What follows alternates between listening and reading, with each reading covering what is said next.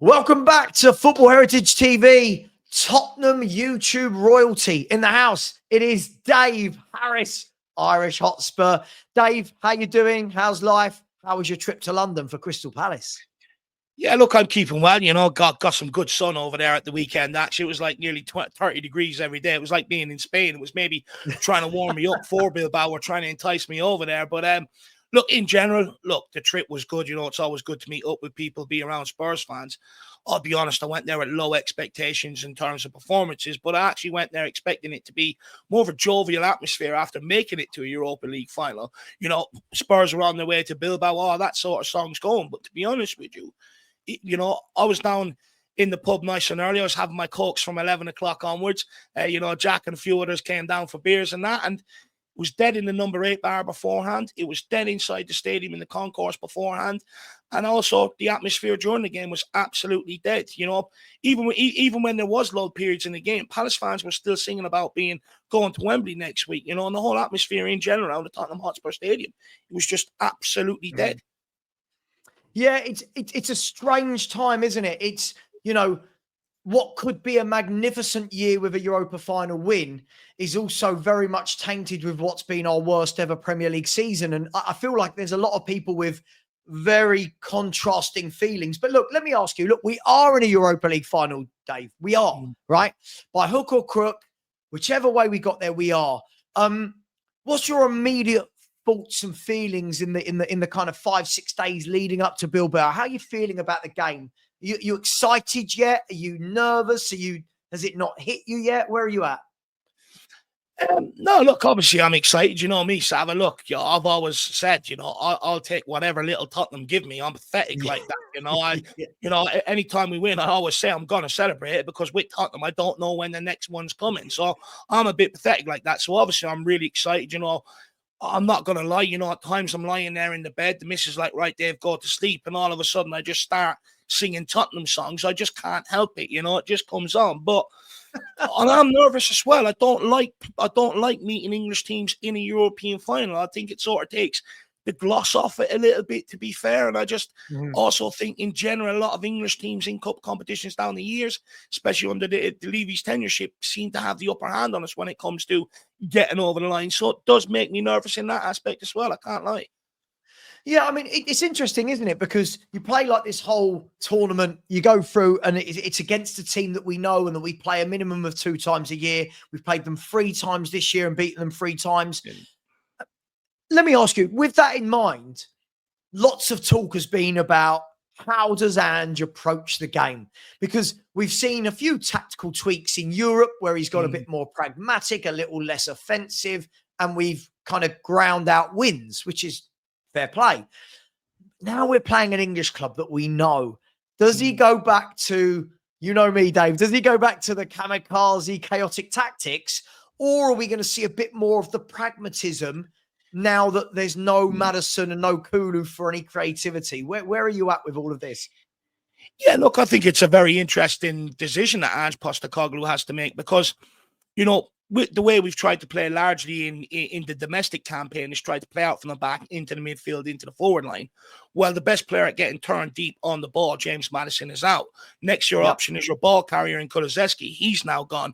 And the other player is Lucas Bergvall. So, in effect, all your technical players and your flair players, your playmakers, they're all out injured, which leads us into huge problems because Basuma, he can be brilliant or he can be absolutely diabolical. Papa Matsar has been pretty average, if not giving away a lot of possession in that midfield this season. So that then leads you into trouble, especially if you're getting the ball turned over by Bruno Fernandes, Casemiro, and players like that in the midfield. It leaves United open to counter us very quickly. So I think that will lead us into a lot of problems. So for me, I'd actually approach it the way he sort of approached the last couple of games away from home in Europe in general. And that would be, I think we have to go on the press. And the reason why I say that, Sav, and it might shock people out there a little bit, is for me, the high press is what got us the result away against Frankfurt and also against the away against Bodo Glimt. I think it's absolutely crucial that we stick to it because when we press effectively, we force the teams to sort of retreat a little bit, force it back to the goalkeeper. The goalkeeper ends up hoofing it long, and that plays right into Romero and Mickey van der Ven's hands. They then turn it over. Where the problem actually comes in for us defensively is when we actually sit off the opposition, when that front line don't go and force that issue. When we sit back, we allow them to start passing it through us. Crosses start coming in. We're not the best at defending crosses or even set pieces into the box for that matter. Vicarios flappy under possession. Romero, although I'd argue, has improved in the air, still suspect on the crosses into the box. Van de Ven proven against Nottingham Forest, balls into the box. He struggles with aerially. So that's where the problems come in. So for me, if we sit off Man United, that's where the huge problem comes in. So we've got to go on the press out of possession. But in possession, do what we've done in Europe. Bypass the midfield, hit the channels. You're now looking at a situation where our two best creative players and best passers of the ball in the team heading into that United game is now Romero and Pedro Porro.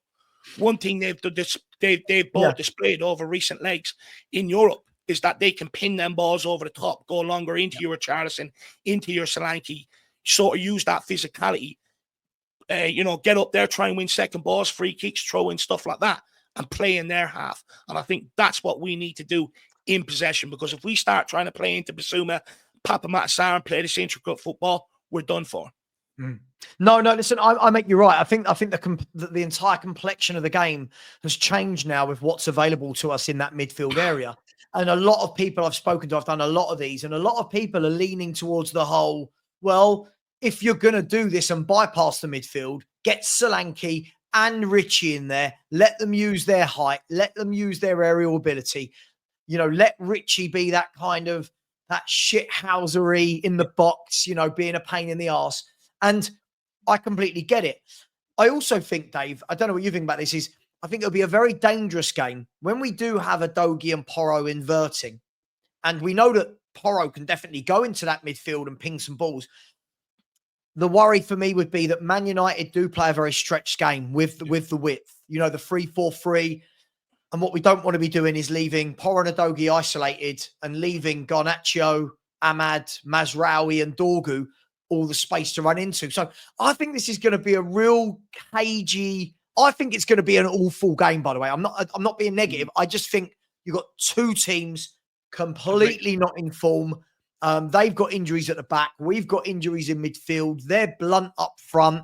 I think this is going to be a very cagey affair, mate. And the first goal is huge.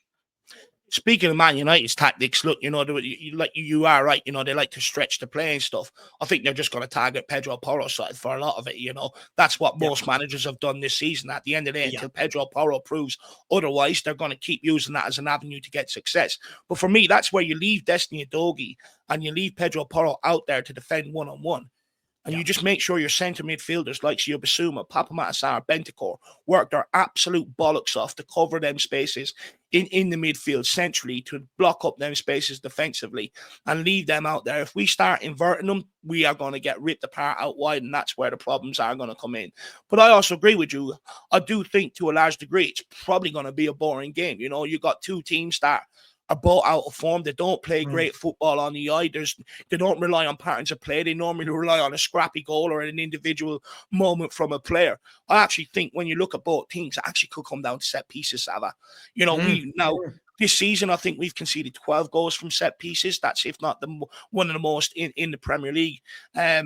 So we are vulnerable from set pieces, and I have no doubt when you look at Bruno Fernandes delivering that ball and Harry Maguire, how good is he for them? That's an avenue of a goal for them, but also equally for us. Pedro Porro's deliveries are normally quite spot on. We've got Solanke, Richarlison, Romero, Bentancur, all being demonstrated this season that they can get on the end of our own set pieces. So this is literally what this game literally could boil down to. Who's defensively going to stay switched on, and going forward, who wants it more from the set pieces? I think that's where this game will be decided for me. I don't think we're going to see an open, expansive game of football. No, mate, I completely agree with you. I was about to say to you about Harry Maguire. We've got to watch him at both ends, because if we do play a lot of forward balls, Harry Maguire, that's his bread and butter.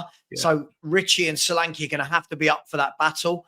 And then defensively, you're right. It's crazy because Van de Ven's a big guy, but not very good in the air. And you're right, Romero, he's decent in the air, but it's not his strong point. Let me ask you about, this is the elephant in the room for me, is I think there are similarities with 2019 in the Champions League final. Now, don't get me wrong. The league position would suggest no, but going into that game, we were in no sort of form. We kind of fell off a cliff the second half of the season. Harry Kane was out injured. The Champions League run papered over the cracks. It's kind of happened again this time, but is the Son situation and his fitness going to be another Harry Kane situation where are we going to do heart overhead and play a 50% fit player? What do you make of the whole Son situation? Yeah, it's an interesting one. Look, I'll go one further with more comparisons. Didn't we lose Wanyama and Dembele that season along the way to that Champions League final, doesn't it? Come January, both of them were shot. Our midfield was weak, you know what I mean, heading into that final. And it's also depleted heading into this final. So there's a lot of similarities. But look, when it comes to Sonny, look, there's no doubt he's been out of form this season, maybe losing the yard of pace. But I almost feel like no matter what manager is in Postecoglou's situation, they're always going to lean to picking them. Just because he does have that individual moment, or he has proven in years gone by that he has that, and they're almost banking that he has one more of that in him. I also wonder, will Postecoglou play on Sonny's heart from that Champions League final, and almost, you know, hopefully that it inspires him to come out with this amazing performance. But again, it's a huge gamble. It's a huge risk. But I can genuinely understand why managers took it. I can understand to a degree why Pochettino took that risk with Harry Kane to a large degree. You know, he's your talisman. If a chance falls to him, you're hoping he could be in the right place and take it. But it's an interesting one because, look, Son's been out for 7 games. You know, he returned last week, didn't start, probably not going to start this weekend against Villa. So he's going into the final relatively unknown in terms of what his fitness is like. Then you're also talking about match sharpness, but also this is a real thing, getting the feel of the ball on your return. That can take a little while to come back sometimes. You know, the way you strike the ball, the way you pass the ball, stuff like that, just to get back into your rhythm. I think it's a huge risk. I think it's one that Postecoglou might take, though, Saba. Yeah, no, I agree because and the thing is, what makes it even more difficult for me in my mind is if you've got a right winger who's brilliant and you know that, well, don't worry, that guy's going to beat his man and be creative. I think you can almost say, okay, we'll take the risk with Son. The problem is Brennan Johnson is going to play. We know he's going to play. And Brennan Johnson, for me, I've said to everyone I've done these videos with, he's an enigma. He is brilliant grabbing that goal. He's brilliant at it. But when he's not grabbing those goals, Dave, I do genuinely feel it's like playing with 10 men. So if you've got... It comes back to bite us though, Saba, you know, because when you're not in a game, you need players that are willing to fight, you know, go and press for that ball, track back. He doesn't do that. So it actually becomes, when he's not doing that, it becomes costly and detrimental to Tottenham. Agreed. No, but that's my point. If you've got one guy out on the right who's not... He's not a creative guy, Brennan Johnson. He's not the guy that says, give me the ball, I'm going to keep running at my fullback. But his strength is getting in the box. But if you've got Sonny who's not fit and not able to get it in the box, you've got no attacking midfielder that can get it. I just feel like this is going to be a real, almost a damned if he does, a damned if he doesn't situation. But I don't feel sorry for him, Dave, because he's paid $5 million a year to make these decisions. Let me ask you, Saba, just quickly. Let me throw one back at you. Yeah. Do you think potentially Postecoglou might try something a little bit clever, knowing that Kulusevski, Maddison, and Bergvall's out injured? Does he maybe play Son as an actual number 10 with 2 holding midfielders behind him, you know, with a striker in front of him and still keep the 2 wide options? Is that potentially something you think we could see? Look, I mean, it's not Ange Postecoglou's MO. We've not seen it. But if rumors are true and this is his last game in terms of this is the game, what has he got to lose at this stage? I guess it depends. Does he want to pack that midfield with 3 workhorses in Benson, Corbasuma, Sarr and say, well, I've not got a number 10, so I'm not going to try and shoehorn someone in there? Or does he say, hang on, the Benson, Corbasuma double pivot when it plays is good, so I do want a number 10? Possibly. Listen, it's one of those decisions. It could be the greatest thing a manager ever does and is remembered by, or it could completely derail Spurs. So I don't think he will. I think you might see something like that. If we're 1-0 down with 20 minutes to go, you might see that, but I don't think so. But let me ask you this before I get some predictions. Man United, spoke to everyone and listen, I'm not going to sit here and go, oh my God, Man United. We know they've got the football heritage, just to plug my channel. We know they've got it. We know they're good in finals. But for me, this game boils down to one man for me. This game is all about how well Bruno Fernandes plays and how well we shut him out. Is that a fair statement? Is he the guy for Man United? Yeah, 100%. Look, I hate Bruno Fernandes. I really do hate him. It's just a jib of him and everything else. But one thing I can't deny is I think you put him in a different team. I think you see a much more improved player, and I think much more sort of fanfare around him. I actually think he's a very good player. I think he is probably in and around maybe bordering world class. Like, he carries that United team. He pops up with big goals, big moments in games for that Man United team. And when he's on it, Man United usually go and win that game. He's that sort of player that can win a game on his own. And it does make me fearful, watching him this year. He can sort of drop out of the midfield, drop out wide, put these lovely balls in. That's a danger in itself. He's also a threat in and around the edge of the box, closing down shots, which is not our forte. That worries me a little bit as well. Amount of goals we concede from strikes on the edge of the box, and you see players standing with their hands behind the back.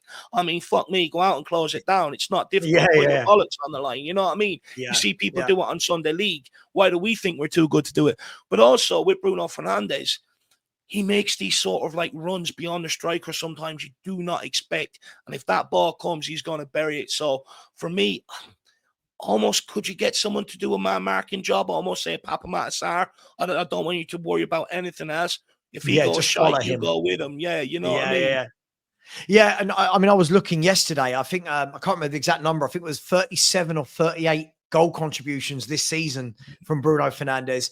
And somebody said to me this morning that apparently he's been involved in something like 88% of Man United's goals all year. It's a huge thing. Listen, Dave, let me ask you. I'm going to ask you to round off this video. I'm going to ask you 3 quick fire questions, and you can't sit on the fence. There's no sitting on the fence here, Dave. All right? Yeah. Question 1: will Tottenham win the Europa League? Yes. And the score? 2-1 Tottenham. 2-1. Nearly everyone's gone with that. Everyone's got 2-1. If Ange Postecoglou wins the Europa League, will he be the manager on the first game of next season? Ooh, I am torn on this because there's a couple of things. But to be honest with you, with the latest training video I've seen, where it looks like everyone's really on holidays, it looks like everyone sort of understands this is coming to an end at some point. I think they will part ways after this final. And then just one on Man United. Ruben Amorim, if he loses this final and Tottenham are the winners, does Ruben Amorim start the season as Man United manager? I hope he does, because I think, he's keep taking that club backwards. I don't think he should. I'd argue I think they made a massive mistake getting rid of Ten Hag. Wow. Well, there we go, everybody. So if you are someone that likes going down the bookies, Dave has said 2-1 Spurs, and Ange will not be here at the beginning of next season. So see what odds you can get on that. Everyone knows where to find you, Dave, over at the Irish Hotspur for Dave and Jack's channel. Really good channel. 2 great guys as well. So please, the link is in the channel, is in the bio of this video. Please get over and subscribe. Dave, thank you very much. Here's to hoping that we can get rid of that Spursy tag, and that it's our turn for once. Much love. Take care. And as always, everybody, come on. Come on, you Spurs. You Spurs.